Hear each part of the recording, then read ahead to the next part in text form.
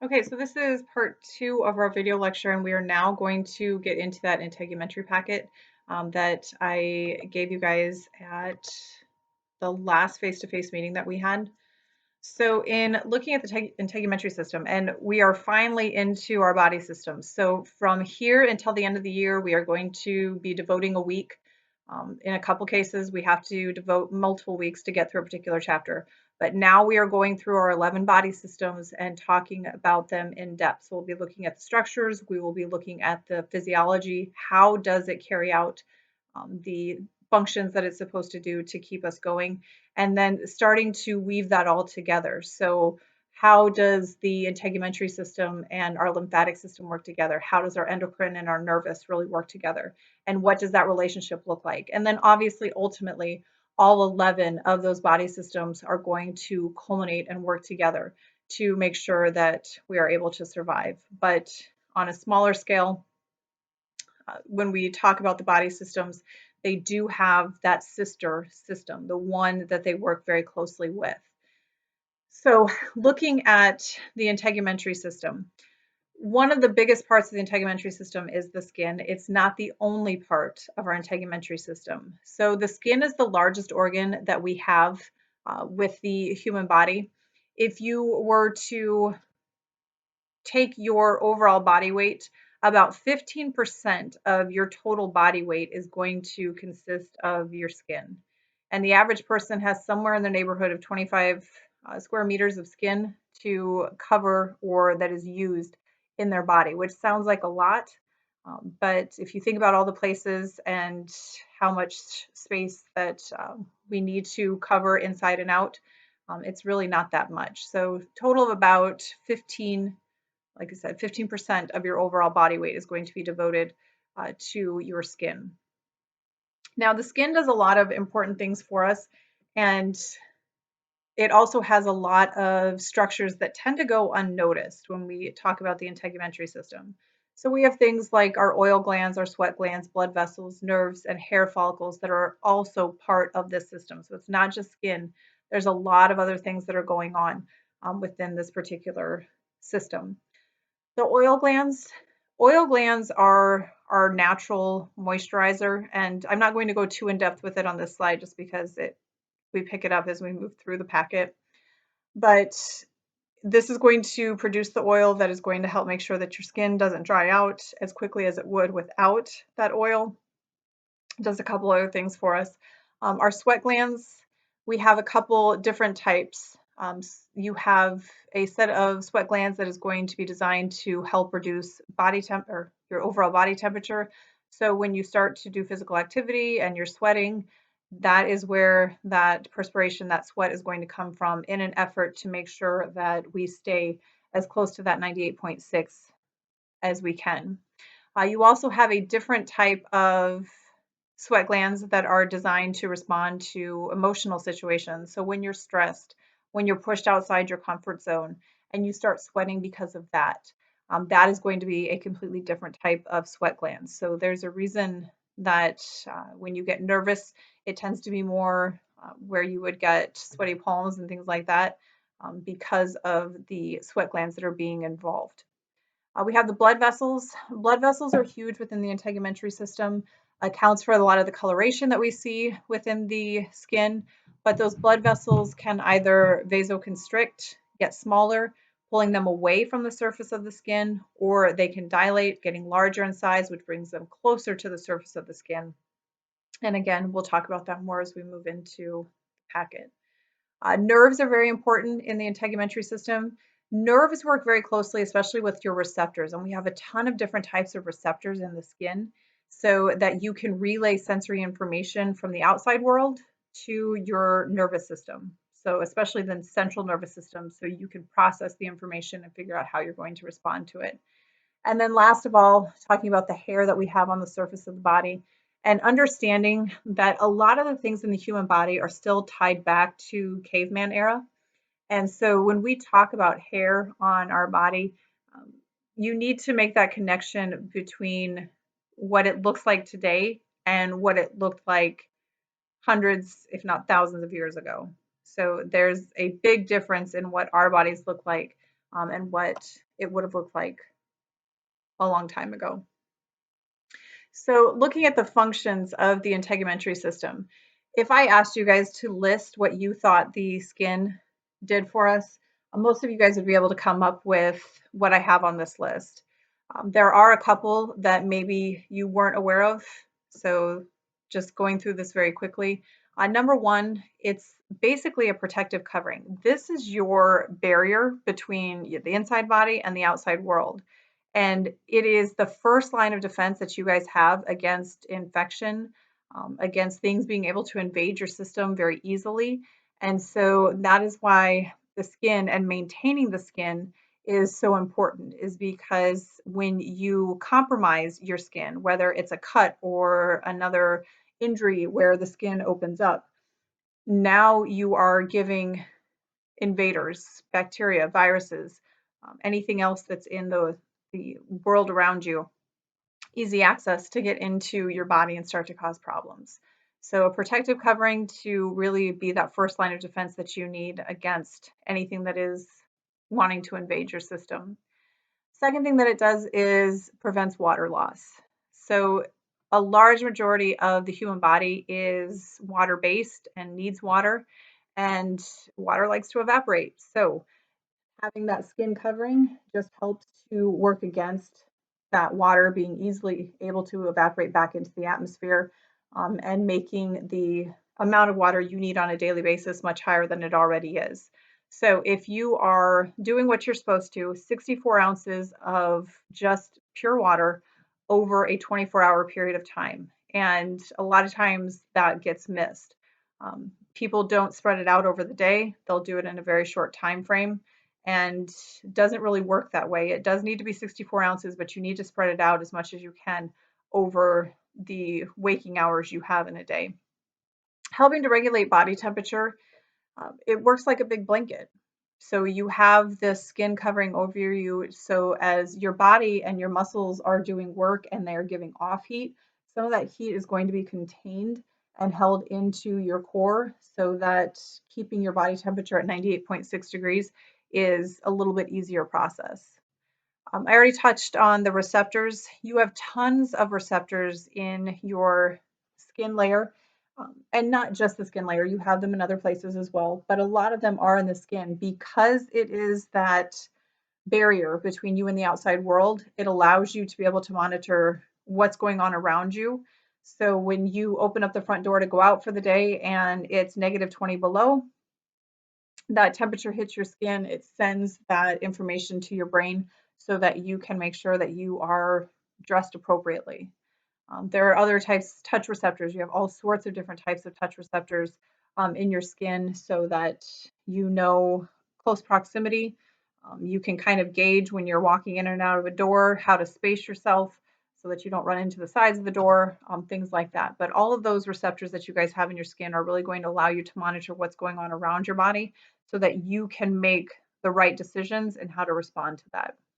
Excreting waste, not something that we typically like to think of oozing out of our skin, but we do get rid of waste product through our skin when we sweat. And we also produce certain chemicals in our skin. One of the main ones is going to be vitamin D. Vitamin D is something that is not found commonly in foods. And when you see food products that have vitamin D, a lot of times it's been fortified into that food. Vitamin D does not naturally show up in milk. It does not naturally show up in cereal or orange juice. We put that into food products now to increase how much vitamin D people are getting.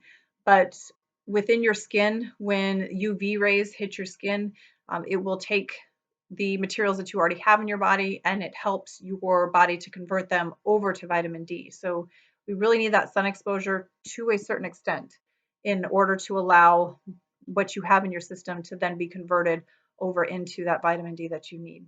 And then we also have immune cells. Because it is your layer between you and the outside world, if it does become damaged and your skin tears open, you have the cells right there that are going to help you be able to defend your body and fight against those invaders easily getting in and causing problems. So if you move on to heat release And understanding how heat release happens. We use these, most of them, in our body. And so talking about vasodilation. So this is when your blood vessels are going to become larger. So the muscles around your blood vessels will relax. It allows the blood vessel to dilate and become larger in size. And when that happens, it brings them closer to the surface of the skin.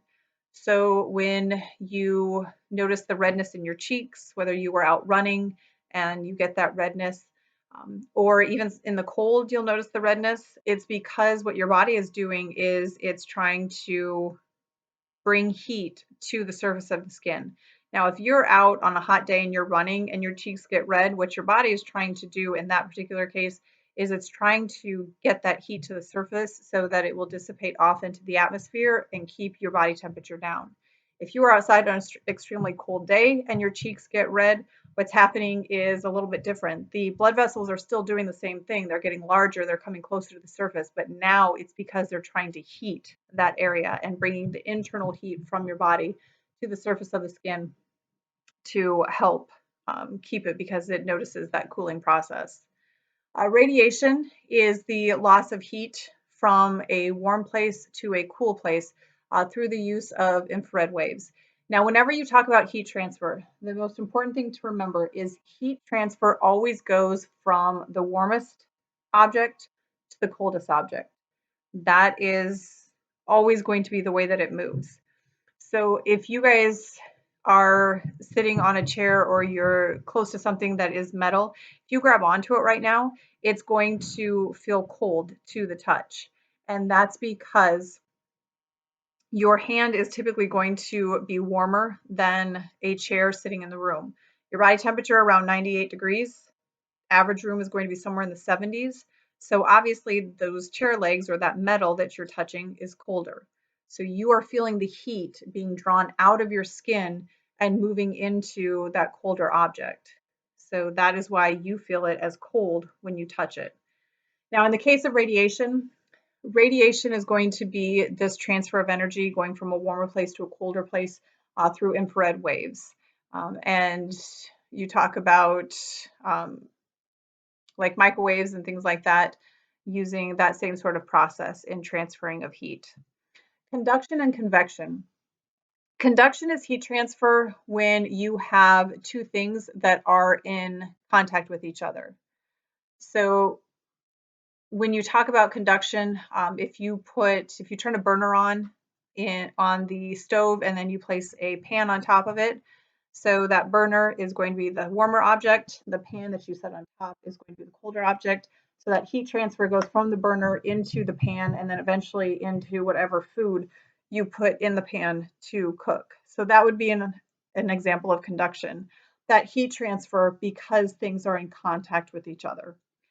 Convection, on the other hand, is a little bit different. Convection is going to be still heat transfer going from warmer object to colder object, but now we're using air. So you're warming up the air, you're running that warm air over something else in order to heat that other object. If you have ever made popcorn and you've used an air popper, convection is what you are doing. If you use an oven to bake, what do? You turn the temperature in the oven to 400 degrees. It heats the air inside your oven to 400 degrees, and you place your food object in there. That warm air runs over the food and heats it up. The last one is evaporation. So now we're changing a liquid into a gas.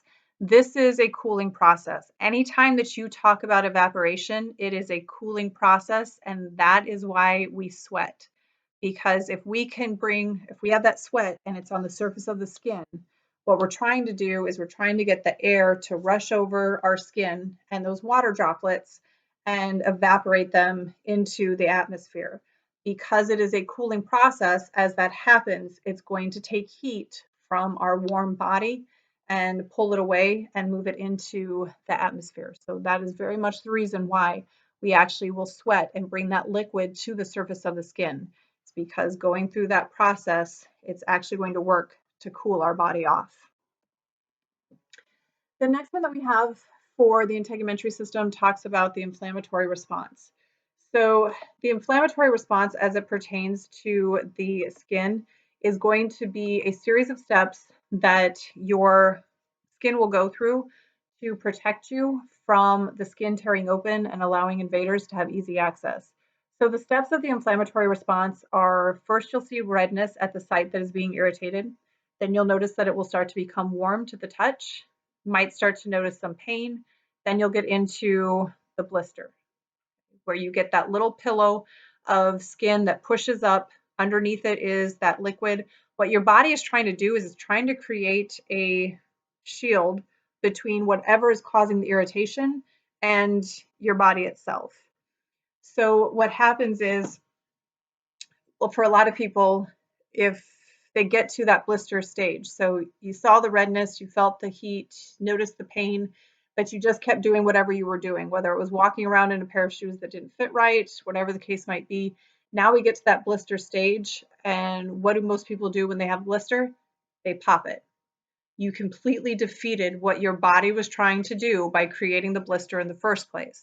Your body was trying to make sure that whatever that source of irritation was, it didn't get to the point where the skin was torn open.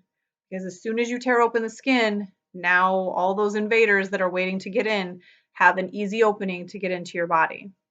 So whenever you do have a blister, you should leave it. You should not pop it. Eventually, over time, the body will reabsorb that liquid. It will go down, and it will maintain the skin itself so that it doesn't break open and allow those foreign invaders to get in.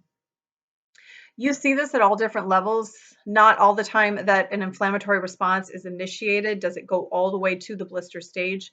If you've ever had a coat or something on that has elastic to it, and you have that elastic, let's say it's the sleeve of a coat, and it's resting on a certain area of your body, and you either take the coat off or you pull your sleeves up a little further, you'll notice that you'll see redness around where the cuff of that coat was, where the elastic was cutting into your skin. That was actually the beginning stages of your inflammatory response. Because that elastic was cutting into your skin, your body thinks that something is trying to tear the skin open. So it's immediately going to deliver excess blood to that area. That's why you notice the redness. If the irritation continues, now more blood is going to be delivered to the area. So that's why you'll notice the heat coming with it, because you have more blood in that particular location than normal. And so it brings heat with it. Pain, if you continue the irritation, the pain receptors are going to start to fire. Pain is your body's warning that you are doing damage to your system somewhere. And so those pain receptors will start to fire to alert you that you're potentially doing damage. And then, like I said, that blister is your body's way of trying to create a pad between the irritation and the skin itself. Now, the healing process, talking about what happens when you do have an injury. Now, this is a process that has so many steps to it and so many parts. And this is something that is very, very carefully regulated in the body. It's what's called a cascading event. So, a cascading event is a function that happens in the body that has multiple steps to it. And step one has to happen before step two. Step two has to happen before step three. And you go through this entire process. Now, this is actually a 12-step process from start to finish. I am not going to take you through all 12 because it's a very in-depth process. We're going to go over the highlights of what happens. So in the case that you get a cut or a scrape and you have damaged the skin, your body will immediately begin the process of repairing that damage so that the wound is open for as little time as possible and reduces the amount of time that foreign invaders are able to get in. Now, in your skin, so when your skin is intact, there are threads that run through your skin. And when you tear the skin, those threads which are embedded in the skin now are going to be released and exposed. Now, as soon as that happens and those threads are exposed, they also release a hormone into your body. The presence of that hormone is going to begin that chain reaction, that 12-step process of healing that wound. Now, the first thing, or one of the first things that happens once that hormone is released, is you have a material in your body that floats around all the time. And so it's known as fibrinogen. Now, fibrinogen is inactive, and so it's present in the body all the time because you never know when and where you're going to have an injury. We never intend to have an injury. They tend to just be accidents, something that happens on the spur of the moment. And so that fibrinogen, inactive form of fibrin, floats through your body all the time, and it's ready to be called into action whenever you need. So when that fibrinogen comes in contact with that hormone that is initially released when the skin is torn, it converts the inactive fibrinogen into an active form known as fibrin. Fibrin is actually going to start making these protein threads. And what happens is these protein threads will start to create a net over the cut or the injury. So think of your skin being torn. You have this cut on your skin. The fibrin is actually going to start creating a net and going back and forth from both sides of the cut and starting to put these threads together. Now, what happens is if you think about what a net looks like, and if you threw a net over that wound, now this is happening on a microscopic level. You obviously can't see it, but if you think of it, what a net would look like and putting it over that wound, as blood is exiting and coming out of the injury, you have platelets in your bloodstream. Platelets are fragmented pieces of dead cells, and they have very jagged edges. So as they start to ooze out of the wound, they get trapped in the net. And as more blood comes out, more and more of those platelets get trapped in that net. And eventually the platelets start to pack on top of each other. And they will continue to do that until they have packed to the point no more blood is able to get out. And at that point, they will harden together. And when you guys get a scab, that's what you're looking at. You are looking at the combination of those fibrin threads, which initially covered over the wound, trapping those platelets, allowing those platelets to harden together and create a scab to stop the bleeding. So then once the bleeding has been stopped, now the body is going to start to go through the process of repairing it. It will use mitosis to create new skin cells, and those new skin cells will start from the bottom and push their way and make their way up to the top. As they start to build underneath and come up to the top, what do? They push that scab up and off. And when ready, that scab will completely fall off, and we have the repair process left behind underneath. Now, unfortunately, most of us become impatient with that process. And what happens is, as the scab starts to fall off, it will fall off, or it will start to get loose around the edges. The whole thing's not ready to come off, but the edges will start to pull free, and it will kind of brush over the surface of the skin, and it starts to itch. And what do? We pick it. When we pick that scab, we pull out the plug that was created in the initial wound, and typically starts to bleed again, and the process kind of starts over. Usually not as big as the first time, but you'll notice that there might be some new bleeding, and you get a new scab, and the whole thing, like I said, starts again, so that you can go through that repair process until it's completely finished.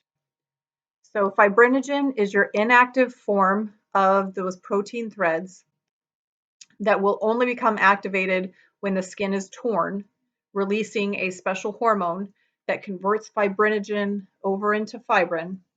As soon as fibrin is present, it's going to find that wound, create those protein threads crisscrossing on both sides, back and forth across the injury, trapping those platelets in behind it. Platelets will get packed in, slowing down the blood flow, allowing the platelets to harden together. Now you've got your scab and the repair process is on. The other thing that we can see with damage to the skin is burns. And burns, we have a 3-part scale for burns. In some places, if you do any research, some places will actually take it up to a 6-level scale, where level 6 would be burning all the way to the bone and actually having burn damage to the bone itself. So when we look at first, second, and third degree, we're looking at the damage that was done to the skin layers. 4, 5, and 6, you're now getting into the hypodermis, you're getting into the muscle layer, you're getting into the bone layer. So you're continuing to get deeper into the skin. First degree burns are considered to be the least severe. Usually they will heal very quickly. You're not going to have any scar left behind because it is contained to the epidermis layer. And the epidermis cells are already dead or in the process of dying. And so they're going to get sloughed off. And because they leave the body anyways, you're not going to see any permanent damage left behind. Second degree, we're now getting the dermis and the epidermis. So it might last a little bit longer, but typically still not going to see any real scarring unless for some reason during the recovery process there was some sort of infection, and then you have the potential for there to be a scar from that burn. Third degree is the most severe burn type that you can have with the skin. Now we're going through the epidermis, the outer layer of skin, the dermis layer, and getting into the accessory structures. So the oil glands, the hair glands, the other things that you have. Appearance-wise can look a little bit different. You might notice that there is redness, black, depending again on how severe the burn is. And it can also have a white coloration to it as well. In the case of third degree burns, you now definitely run a risk that the tissue is so far gone that it is not going to be able to repair itself, and skin grafts or other options would need to be considered.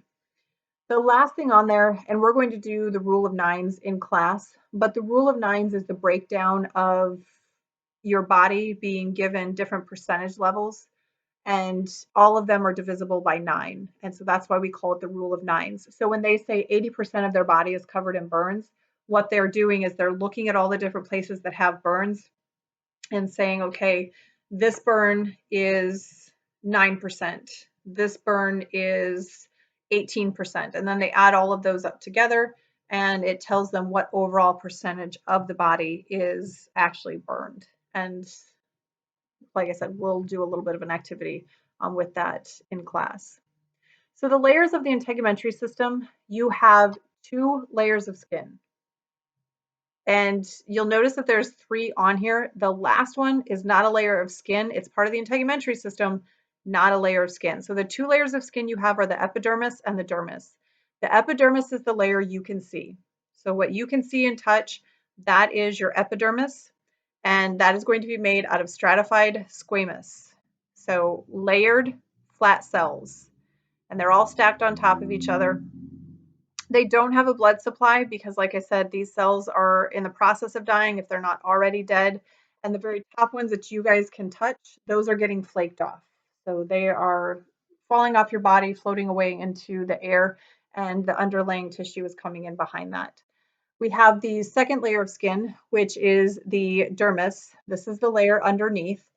It's thicker in nature, so you have more layers to it. If you get a tattoo, this is where the ink is being injected. You would not want a tattoo in the epidermal layer because those skin cells are constantly getting sloughed off. In a few weeks' time, that tattoo would be gone. And then we have the subcutaneous layer. Some places will call it the hypodermis. It is under that dermal layer. And this is going to be a collection of your connective tissues. So you have a little bit of areolar tissue. This is also where you would find your adipose tissue, which is going to help hold heat into the body. So looking at the epidermis. Epidermis, as I already mentioned, has no blood vessels. These cells are dying, they are leaving you.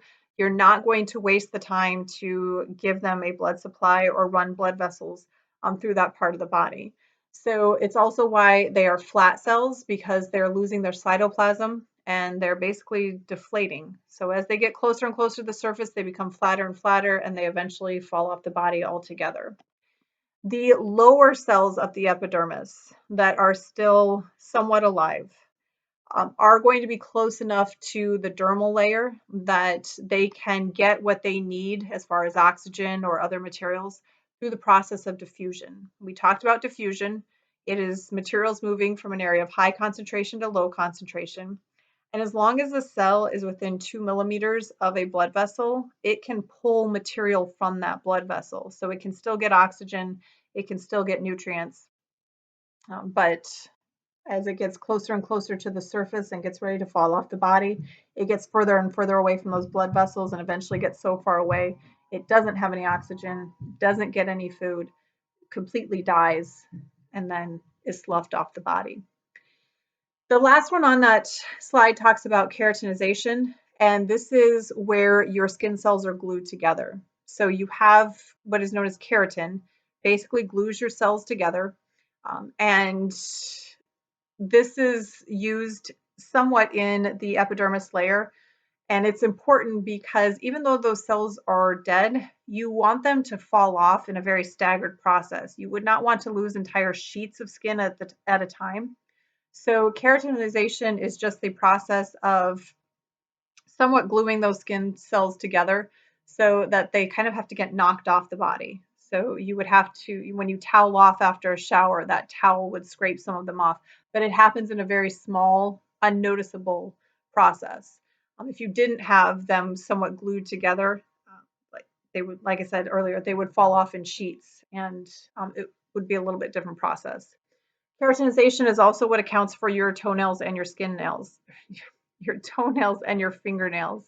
So when you notice that your toenails and your fingernails are harder and thicker than the surrounding skin, that is because their level of keratinization is higher than what you have in your skin. And so you see that hardening process to the next level. The next one talks about a little bit more about the epidermis.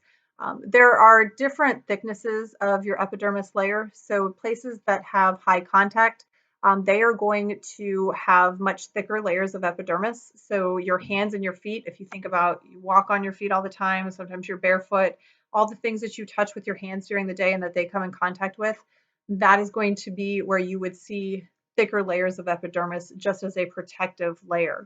When you continually impact an area over and over again, your body will even make that thicker, and you guys will notice that as callousing. So calluses are where you are repeatedly irritating or having a particular body part come in contact with something. So if you do weightlifting where you grab the bars, you might notice that on the pads of your hands, you get calluses after a while. That is because your body knows that you are repeatedly impacting that area and it's trying to give you a little bit more protection.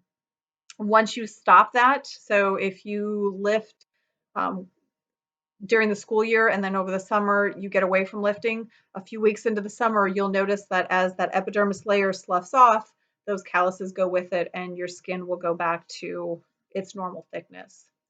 The last one on there talks about psoriasis. This is a condition in which some people, the process of their cell division happens at a different rate. And so they will get patches of skin.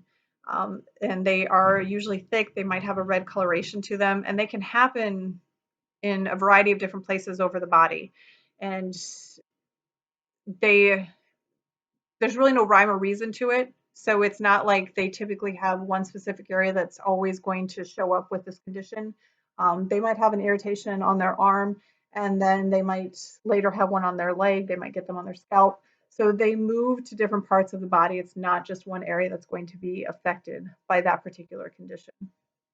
So I'm going to stop this particular video here. I know we're not all the way through. I was hoping to get through it in just one clip, but just to maintain the length of this particular video, I am going to stop it here and I'll come back with a third one to finish up your integumentary system.